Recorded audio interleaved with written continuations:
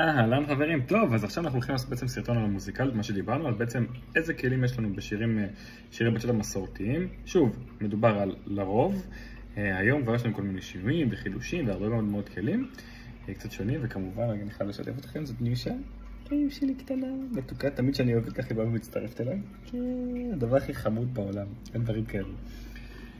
טוב, אז איזה בעצם כלים יש לנו? קודם כל יש לנו בין 6 ל7 כלים בבצ'אט המסורתית, במוזיקה המסורתית.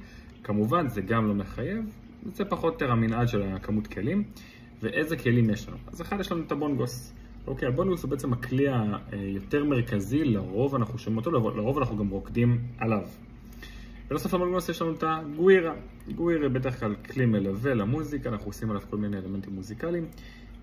ובנוסף אליו יש לנו גם את המרקס, מרקס, כל אחד איכשהו ככה מדבר על הניב של זה, שעשו כזה צ'יק צ'יק צ'יק חמוד כזה.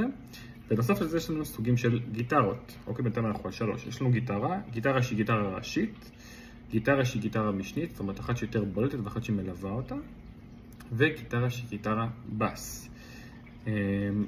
שבגדול, אם תשימו נגיד צורך הדוגמה, תשבו מחוץ למועדון, לא תשמעו את המוזיקה פיזית, אבל אתם כן תשמעו את הגיטרה בס, עושה טן, טן, טן, טן, טן, לרוב. שוב, זה לא תמיד, אבל זה לרוב.